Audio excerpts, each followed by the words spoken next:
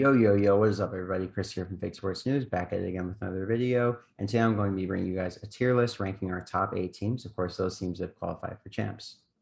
Now, you guys know that the biggest event of the year starts tomorrow. Of course, tomorrow your time, 2 days from now my time.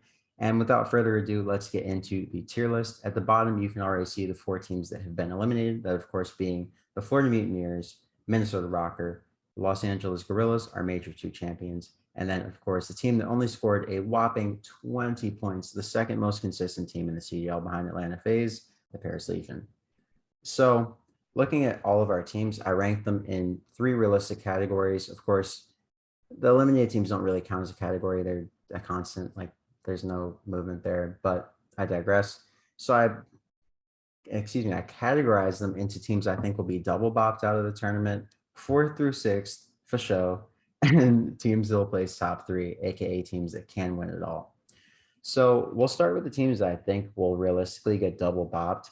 And this is really, really, really difficult because all these teams are really solid, and every single team that has qualified for champs was in the top 4 conversation at some point this year. Optic Texas at the beginning, obviously they were the T1 team after Major 1.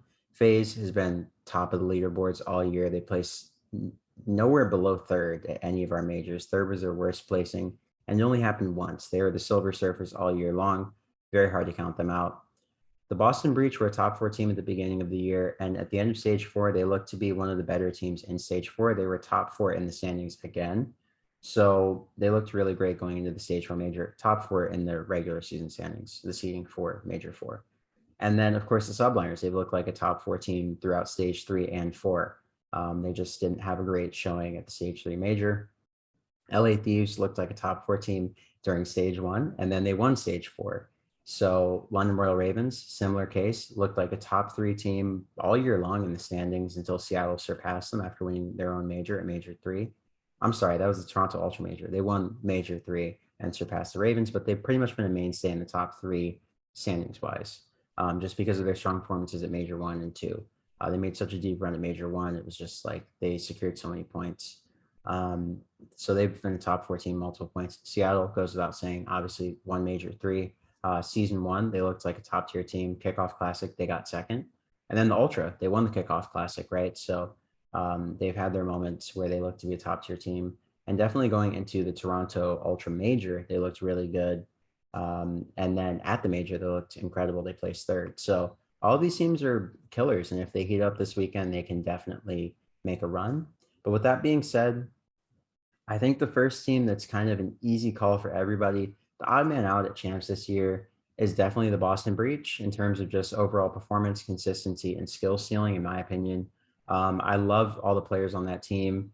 Vivid, TJ, of course, Nero, and Methods. I think this team has a lot of upside, but I think that the problem is just the way that they play and just the personnel on the team. It just feels like Nero and Methods are kind of capped by the inconsistency of TJ and, of course, Vivid. They are 2 of the more inconsistent players in the league. So having both of them on the same team and expecting that to come together consistently is kind of a toss. That's why I have them as the team that will likely get double bopped out of champs. It's just hard to say that they'll realistically beat their round 1 matchup to LA Thieves. And then if they fall to losers, that means that they would likely be playing the loser of LA Thieves versus, no, it would be the opposite side of the bracket. So they'd probably be playing Subliners, losers round 1. I think that's how the bracket works. I think it's 1st through 8th plays the team that is basically in Boston's place, which is 5th. And losers, whoever drops from Faze, Subliners, I may be wrong, but I think that's how the bracket works out. So with that in mind, I feel like the Breach will probably get double bopped out of the tournament. And on the other side of the bracket, we of course have Seattle, we have Faze, we have New York, and we have London. Yeah, London. So between those 2 teams, it's really hard to say. It's hard. It's just really hard. I mean, one team from each side of the bracket realistically has to get double bopped for the tournament to work out. And I don't know. I mean, saying Seattle is such a toss up, like they could really come back with a vengeance. They just looked so poor at Major 4. It's just hard to say. Seattle's just that team where, if Pred gets neutralized, it's very hard for them to win. And I think teams will be game planning to shut down Pred. Like after the stage 3 major, it was very hard for Seattle to get anything going. They went 1-4 in stage 4. And then at the major itself, they didn't have a good showing at all. So I don't know. I mean, I have the feeling that the London Royal Ravens are a team that can make a really deep run. Whether or not they'll do that is dependent on how the players play. But I mean, last year at Champs, Afro was like the only player that played well on London. So with that in mind, I think I'll put Seattle Surge in the double bop category. They're going up against nothing but killers in that side of the bracket. They play the Ravens round 1, I'm pretty sure. And that's not going to be an easy matchup for them, right? Optic has Toronto map 1, round 1. But I think Toronto, if they see Seattle, if that's how the bracket ends up working out and Optic does beat Toronto, or if Toronto beats Optic, I just don't see whoever drops to the flipped side of the bracket. So the loser from Surge or from the New York Subliners versus Faze series. I mean, they're getting thrown into the cage with a real lion if Optic drops at some point. And I do think that Optic Texas will lose to the LA Thieves. Hot take. I'm stamping it right here. But the Thieves are looking really lights out. I've heard the Optics practice is really good, but how much can any of us trust practice, right? Like every team looks great in practice. You ask Brian Saint, and what does he famously say about the Minnesota Rokkr every season? We look great in practice. I don't know why it doesn't translate. And it's like, that's fair. You guys probably do really well in practice, but it doesn't translate to matches. And Seattle and Boston have not translated to matches in stage 4. So because this champs like pool of teams is so hard to predict, I'm just relying on recency bias to carry me all the way through here. And that's why I chose the Boston Breach and the Seattle Surge. I know this is a super long video already. I'm sorry. It's just, this is the most important tournament of the year. And I feel like I really have to rank these teams properly. And the teams in the double box category could easily make the run and win it all, right? Seattle can make the run and win it all through their hard point and just cleaning up their control. If they do that, then they definitely have a great chance. And if they play a little bit slower in S&D, a little bit more decisively, watch the choke points, watch the mid map, watch their cutoffs, don't get flanked as often as they typically do, they could definitely win. Boston Breach, their hard point has looked really good with Vivid playing the routes and just getting them spawns, doing all the dirty work that Capsule didn't really do just because of his playstyle. There seems to be less role conflict between Nero and TJ, and I think that really has helped that team to elevate to another level, but it just feels like they're capped. Like, I feel like a large part of why they qualified for champs was just because of their really strong performances throughout the year and their consistency in the earlier parts of the year. So that's why I have them as a double bop team. They're pretty much the only team that I have some confidence in getting double bopped at this tournament, but it's champs. Anything can happen. That's why I have those two teams there. Just recency and just the way that teams counter them with VOD and review. It's kind of sticking out to me. So looking at the teams that will be in the 4th to 6th place slot, these are probably going to shock a lot of you guys. But honestly, do I do it? Do I bust out my honest feelings or do I go with the safe picks? You know what? It's champs time. I'm busting out my honest predictions. All right. I think Optic Texas gets 4 through 6, and I will explain to you guys why. I think that the problem with this team, I am not being a hater. I'm not being faded. I think the problem with this team is just that they brought Illy back in at an inopportune time, right? Like too late for Prolu to really get like fully comfortable in the roster, too early for Illy to really come back and make a meaningful impact in this team. Stage 4 was just really difficult for them. Stage 3, stage 2, etc. Everything after stage 1 was just really hard for them. Like, let's just call a spade a spade. So with Optic struggles throughout the year, I mean, realistically, the chance is there for them to just take this whole event. But it just seems like they've gotten figured out by teams like LA Thieves and other teams who play fundamentally sound Call of Duty and just, in my opinion, have better coaching and really active and smart analysts. Like I know some of these guys on these teams who are analysts and, you know, they work really hard. Like they're really great guys who just put in that work and take the stats as seriously as they should. So with Optic not having a full-time analyst and them always being kind of late to the party with the battle for knowledge, which they say knowing is half the battle, it's just very hard for me to put a lot of stock in this team to make a deep run because when you get into the later parts of champs, it's all about reads, setups, and strategies. It's not just about gunning and just, you know, ego challenge. And that's kind of what Optic has relied on all year long. And that's really been their Achilles heel. I don't know if Rambo and Sender have been in the lab like fixing that, but if that continues, these teams have been preparing for the last few weeks and months. Like they've been using lands as practice, teams in the top four that knew that they were going to be at champs.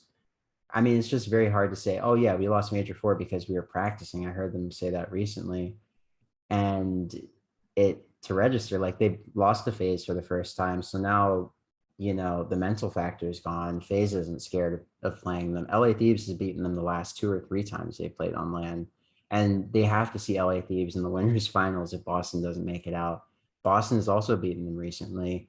I mean, Optic has just gotten to a point where, on their downward spiral throughout the season, a lot of teams hit their come up. And it just doesn't seem like Optic Texas has come back into form.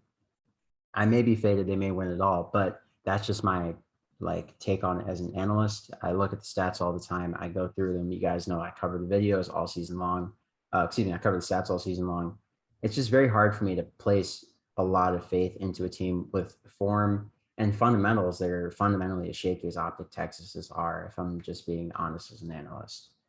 The second team who I see being in the 4th through 6th slot, it's really hard, but I'm going to say LA Thieves. I think LA Thieves end up there as well. I think LA Thieves had a fantastic Major Four. I think they made clear-cut improvements. I think they are one of the better teams going into champs. But my thing is recency, right? Like they just picked it up. They really, after watching 2100, I don't know. I just saw the Faze series a little bit differently.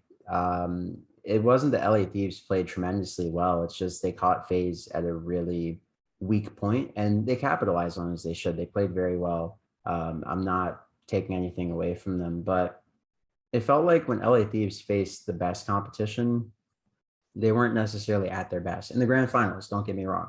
Yes, they clearly beat New York, but in best of fives, they weren't winning as convincingly as I thought they would. And the New York series was very, very telling to me. Excuse me. I had Belly on the mind, my bad.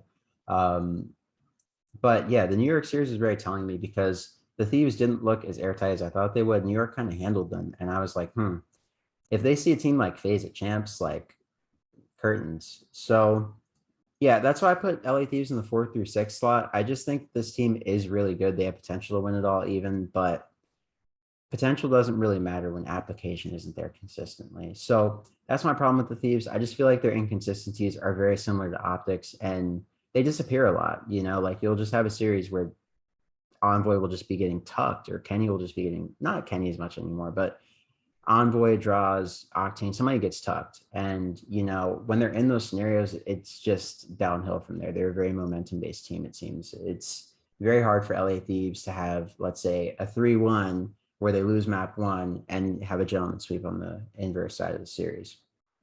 So for that reason, I have LA Thieves and Optic Texas in the 4th through 6th spot.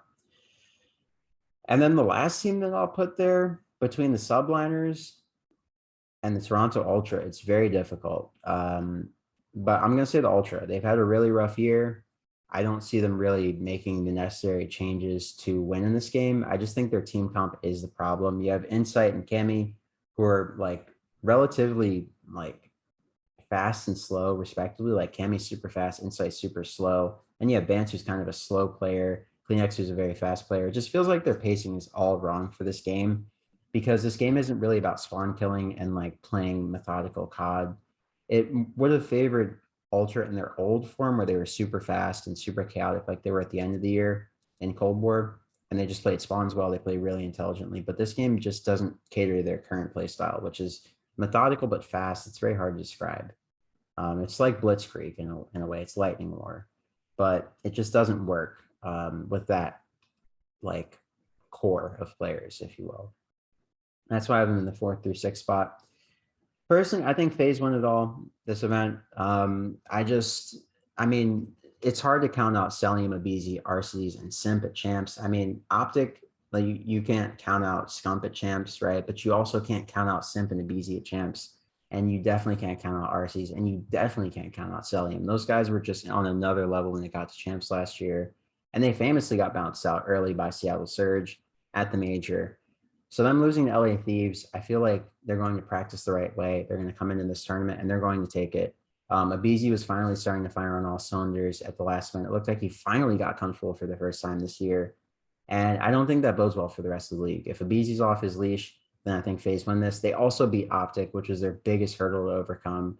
I think teams like Thieves, teams like New York Subliners, they can't hold a candle to Faze on their best day. And the only team that really rivals them is Optic. So with that in mind, I feel like Optic will get handled pretty early on. And then from there on, it's cakewalk for Faze. Now, our third place team, I have a feeling it'll be the New York Subliners. And then I feel like London Royal Ravens will somehow, some way, get second place. I don't know why I get that feeling, but I feel like London, they've just been on the precipice of taking over. A lot of teams are sleeping on them. They're not going to really take them as seriously as they should. And I think that's their key to victory. Now, if you guys think that this is faded, please debate me in the comments. Get me up out of here if you think I'm crazy. But honestly, I just feel like there are a lot of teams who have won majors this year who didn't really do the work necessary to improve later on. And that's been their Achilles heel. So in the case of the LA Thieves, while I do respect the improvements that they've made leaps and bounds, and they've gotten considerably better throughout the year. I just don't see them going back to back realistically. No team has been able to go back to back. I don't think it's because of the game itself. I think it's just because once you get through a best of 9 series, teams have unlimited VOD on you. They can watch your entire run through the tournament. You're going to have a target on your back. Like, no one's going to be watching all of Faze's matches after Major 4. Like, let that sink in. No one's going to be watching Faze's matches after they place third in Major 4, right? But everybody's going to be watching Thieves matches.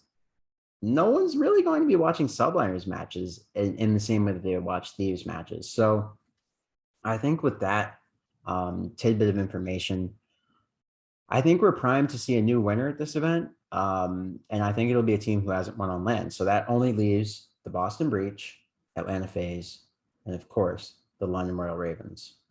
So with that in mind, I think this is my top 3. I'll be making a bracket video tomorrow. I'm going to sleep on it tonight. I'm going to do my vetoes. Of course, I'm going to do my mock vetoes tonight and then get those prepared for my video tomorrow. So do the coin flip as the teams normally would. I go through their picks and bans on each side.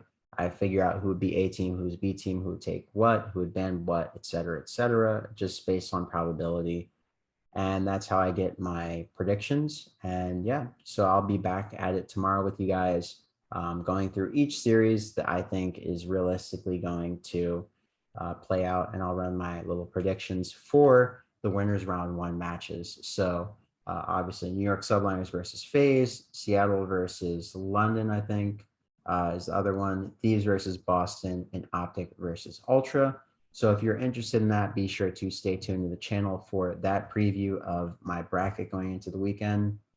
And then stay tuned for daily updates throughout all of the champs days this weekend. So Thursday, Friday, Saturday, Sunday, I'm bringing you all the coverage. And on Monday, I will definitely be bringing you a season end video to go over what happened, my thoughts, and where I think we go going into Modern Warfare 2. And I will be releasing a short documentary on the Subliners and their season. So the reason why I didn't release it during this little break before champs was just because I have to see if they win champs to complete the story. So yeah, I hope you guys enjoy all the COD this weekend. Be sure to check out my video coming later tonight or maybe tomorrow on Thursday. And yeah, hope you guys have a great morning, noon, or night, wherever you may be on this beautiful planet. Once again, this is Chris from Fake Sports News, and I'm signing off. I will be rebranding in the off season, so the name may stay the same, or it may go away, or I may start posting on a new channel or something. So just be on the lookout for that. And we have a lot of exciting things coming. So be sure to stay positive, stay encouraged, stay excited, stay hungry, stay on the grind, stay on that COD, and get your KD up. Okay? No VPNing. All right, guys. Once again, this is Chris from Fake Sports News, and I'm signing off. Have a great evening, morning, noon, or night, or whatever time zone you're in, whatever universe you're in. Shout out to Dr. Strange. Peace.